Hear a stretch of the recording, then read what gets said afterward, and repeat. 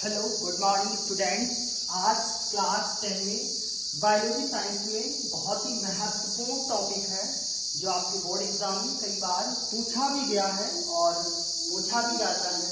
पादपों में जल का परिवहन, वाटर ट्रांसपोर्ट इन प्लांट्स, यानी प्लांट्स या कह सकते हो प्लांट।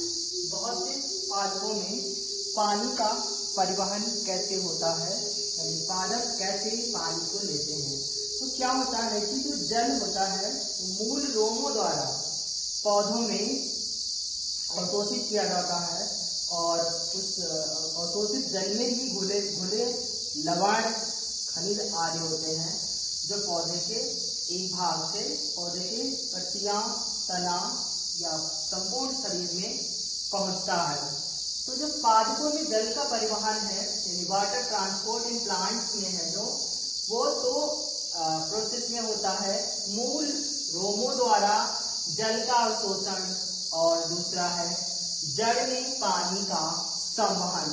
तो सबसे पहले हम लोग समझते हैं मूल रोमों द्वारा जल का अवशोषण। तो ये पूरी स्ट्रक्चर बनाया गया है मूल रोम से लेकर के जल का अवशोषण तक कहाँ होता है। तो सबसे पहले इस स्ट्रक्चर में यानी इस संरचना में देख के समझते हैं ये जाइलम और फ्लोएम दो जो है पादप ऊतक हैं। जाइलम जो है ये जल का स्थानांतरण करता है और जो फ्लोएम है ये खनिज लवण या घुले अन्य पदार्थों को स्थानांतरित करता है पौधे में। ये पाचक सेल यानी पत्र कोशिका जहाँ से जल अंदर प्रवेश करता है। ये कॉर्टेक्स यानी इस पौधे के बीच का जड़ के बीच का हिस्सा कॉर्टेक्स, रूट हेयर यानी मूल रोम, सॉइल पार्टिकल यानी ये मिट्टी बाहर यानी जो मूल रोम है जड़ में जो रोम है वो बाहर की ओर मिट्टी के पार्ट में या मिट्टी वाले हिस्से में धंसा रहता है। वाटर और यानी पानी, मिट्टी वाले भाग में पानी जो होता है उसी का अवशोषण रूट हेयर यानी मूल रोम करते हैं। तो ये मूल रोमों द्वारा जल का अवशोषण इतने भाग में होता है। इसके बाद जड़ में पानी का संवहन यहाँ से लेकर के यहाँ तक प्रोसेस होती है। तो सबसे पहले मूल रोमों द्वारा जल का अवशोषण समझते हैं। क्या होता है कि भूमि में जो जल है उसका अवशोषण मूल रोमों द्वारा होता है। तो ये आपकी भूमि है यानी सॉइल पार्टिकल, मिट्टी वाला भाग, और इसमें जो जल का अवशोषण होता है वो रूट हेयर, ये आपका रूट हेयर बना है, ये रूट हेयर करता है। यानी भूमि में जल का अवशोषण मूल रोमों द्वारा होता है। और जो मूल रोम है ये मूल रोम मृदा के कणों के बीच फंसे रहते हैं। ये मृदा के कण हैं, इन्हीं के बीच ये मूल रोम फंसा रहता है और इस प्रकार केशिका जल के निकट संपर्क में रहते हैं। तो जो ये मिट्टी के अंदर जो जल है उस जल में जो केशिका जल है उनके ये संपर्क में रहते हैं मूल रोम, यानी केशिका जल के निकट संपर्क में मूल रोम रहते हैं। प्रत्येक मूल रोम के मध्य में क्या होता है एक बड़ी धानी होती है, यानी एक बड़ा हिस्सा होता है और उस बड़ी प्रत्येक मूल रोम के बीच में एक बड़ी धानी होती है या हिस्सा होता है और उस हिस्से में केशिका रस में खनिज लवण और शर्कराएं, कार्बनिक अम्ल घुले रहते हैं। अभी हम यहाँ धानी की बात कर रहे थे। तो सबसे पहले बताया कि भूमि में जल का अवशोषण मूल रोमों द्वारा होता है। मूल रोम मृदा के कणों में धंसे रहते हैं और मृदा के कणों के पास केशिका जल होता है जिससे मूल रोम निकट संपर्क में होते हैं या निकट संपर्क में रहते हैं। अब देखते हैं कि जो भूमि के जल की जो सांद्रता है, यानी जो ये भूमि का जो जल है इसकी सांद्रता जो है वो कम होती है। यानी भूमि के जल की सांद्रता, भूमि जल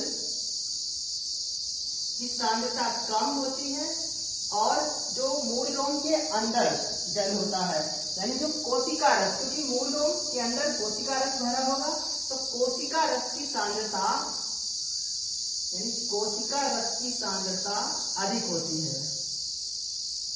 तो ये दो शब्द ही ध्यान रखना है कि किसकी सांद्रता अधिक होती है और किसकी कम। तो जो भूमि का जल होता है, भूमि जल जो भूमि में जल उपस्थित होता है उसकी सांद्रता कम होती है, और कोशिका के अंदर या कोशिका रश्मि की सांद्रता अधिक होती है। फिर क्या होता है, जो कोशिका का परासरण दाब है वो भूमि के जल के परासरण दाब से अधिक होता है। यानी कोशिका का जो अंदर का परासरण दाब है वो बाहर के जल से अधिक होता है, क्योंकि बाहर के जो यानी भूमि का जो जल होता है उसका परासरण दाब कम होता है। यानी कोशिका रस का परासरण दाब भूमि के जल के परासरण दाब से अधिक होता है। तो जल जो है वो कोशिका यानी बाहर का जो जल है वो जल कोशिका द्रव्य के उच्च परासरण दाब के कारण, यानी ये बाहर का जल इसका परासरण दाब कम है, इसकी सांद्रता कम है, तो ये क्या करता है, और परासरण दाब में क्या होता है कि जो विलयन कम सांद्रता वाला होता है वो विलयन अधिक सांद्रता वाले विलयन की ओर परासरित होता है। यानी आप शहद और पानी की तुलना कर लो, आप फर्श पर अगर पानी गिराते हो और शहद गिराते हो तो क्या होता है कि पानी आसानी से फैल जाता है क्योंकि उसकी सांद्रता कम होती है, और शहद आसानी से नहीं फैलता है या देर से फैलता है क्योंकि इसकी सांद्रता अधिक होती है और पानी की सांद्रता कम होती है। तो पानी कम सांद्रता के कारण फर्श पर आसानी से फैलता है। तो वही चीज यहाँ पर जो बाहर का जल होता है उसकी सांद्रता कम होती है, या भूमि का जल जिसकी सांद्रता कम होती है, और जो मूल रोम के अंदर कोशिका जल है उसकी सांद्रता अधिक होती है। तो जब जल यानी जल की कोशिका द्रव्य में क्या होता है कि कोशिका द्रव्य का उच्च परासरण दाब होता है और जल का निम्न परासरण दाब होता है। तो निम्न परासरण दाब वाला जल अर्धपारगम्य झिल्ली से होकर मूल रोम में प्रवेश कर जाता है। यानी इसका दाब कम है बाहर के जल का, और इस मूल रोम के अंदर की जो कोशिका रस है उसका परासरण दाब अधिक है। तो ये कम परासरण दाब वाला जल अधिक परासरण दाब वाले की ओर परासरित होता है। तो समझ में आया कि केशिका रस का परासरण दाब भूमि के परासरण दाब से अधिक होता है। इस कारण जल कोशिका द्रव्य के उच्च परासरण दाब के कारण अर्धपारगम्य झिल्ली में यानी अर्धपारगम्य झिल्ली से होकर मूल रोम में प्रवेश करता है। तो पहला था मूल रोम द्वारा जल का अवशोषण, तो मूल रोम ने जल का अवशोषण कर लिया। अब दूसरे स्टेप में है जड़ में पानी का संवहन। अब पानी यहाँ तक आ गया, अब ये कार्टेक्स से होता हुआ फ्लोएम और पासेज सेल यानी कोशिका के माध्यम से जाइलम फ्लोएम तक पहुंचेगा। तो अब यहाँ से यहाँ तक की प्रोसेस को हम लोग समझते हैं। देखिए क्या होता है, जड़ में पानी का संवहन जैसे जैसे जल यानी यहाँ से जैसे जैसे जल मूल रोम में प्रवेश करता है, यानी यहाँ से जल मूल रोम में प्रवेश किया, जैसे जैसे मूल रोम में जल प्रवेश करता है तो इसका स्फीत दाब बढ़ता जाता है। यानी यहाँ से जब आगे आगे जल बढ़ेगा तो इसका स्फीत दाब बढ़ता जाएगा। यानी स्फीत दाब यानी इन कोशिकाओं को जो है आकार में बढ़ा देगा। जल यहाँ से जैसे आगे प्रवेश करेगा और इन कोशिकाओं का आकार बढ़ेगा क्योंकि स्फीत दाब लगता जाएगा और स्फीत दाब बढ़ता जाएगा, और यह दाब जो है जल की कार्टेक्स कोशिकाओं में पहुंचता है। यानी स्फीत दाब लगा और ये जल ये आपका कार्टेक्स का हिस्सा इतना है और ये सारी कार्टेक्स की कोशिकाएं हैं, और जब जल इसमें प्रवेश करेगा तो इन कार्टेक्स कोशिकाओं में जल, ये देखो एरो के माध्यम से बताया गया है कि जल कार्टेक्स कोशिकाओं से होता हुआ आगे बढ़ रहा है।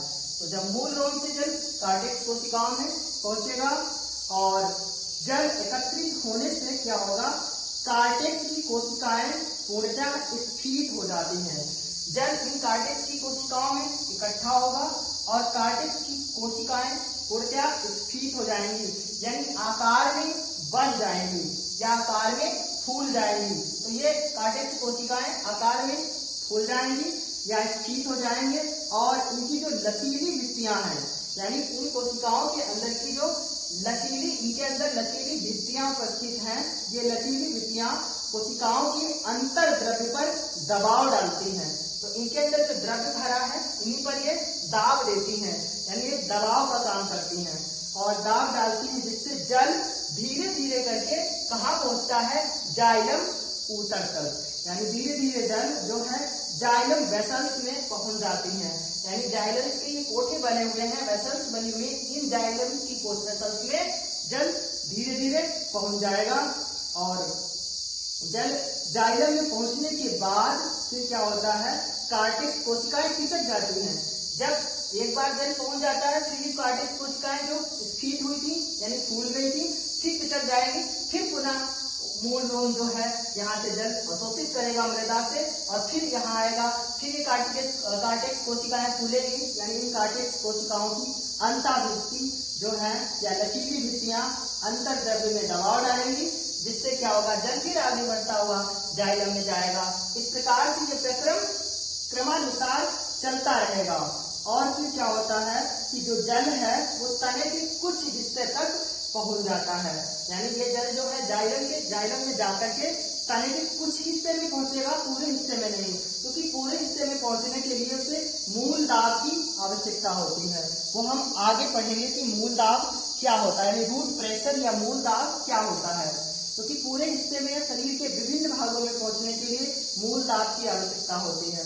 तो फिर देखते हैं एक बार दोबारा कि जल में पानी का संबंध कैसे होता है।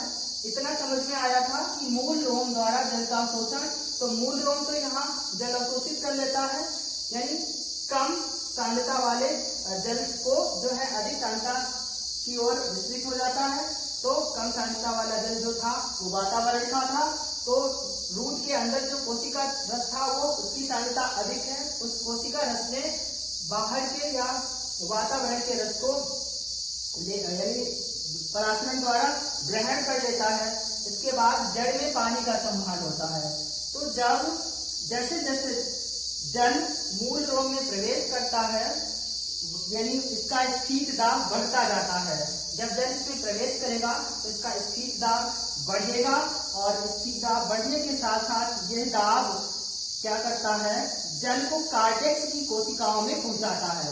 यानी यहाँ से जब दबाव लगेगा तो ये जल कार्टेक्स की कोशिकाओं में पहुंचेगा और कार्टेक्स की कोशिकाओं में जब जल पहुंचता है तो कार्टेक्स की कोशिकाएं पूर्णतया स्फीत हो जाती हैं, यानी फूल जाती हैं आकार में, और इनके अंदर की जो लचीली भित्तियां हैं यानी इन कोशिकाओं के अंदर की लचीली भित्तियां अंतर द्रव्य पर दबाव डालती हैं, जिसके कारण जल धीरे धीरे आगे बढ़ता है और जल आगे बढ़ करके कहाँ प्रवेश करता है, जाइलम की वेसल्स में प्रवेश करता है और जाइलम की वेसल्स में प्रवेश करके जल तने के कुछ हिस्से में पहुंचता है। इस प्रकार पादपों में जल का परिवहन होता है। एक बहुत इंपॉर्टेंट क्वेश्चन आता है कि पौधे कौन सा जल ग्रहण करते हैं, तो आपको उत्तर देना है पौधे केशिका जल को ग्रहण करते हैं, क्योंकि जो ये सॉइल पार्टिकल है यानी मिट्टी का जो हिस्सा है, मिट्टी में जहां पर रूट या मूल हेयर मिट्टी में धंसे रहते हैं, वहां से मूल रोम केवल केशिका जल का ही ग्रहण करते हैं या अंतर ग्रहण करते हैं, इसके अतिरिक्त किसी जल का ग्रहण नहीं करते हैं। तो आप केशिका जल लिखना। तो इस प्रकार था पादपों में जल का परिवहन और ये स्ट्रक्चर बहुत इंपॉर्टेंट है। इसी स्ट्रक्चर के माध्यम से आप आसानी से बना करके समझना।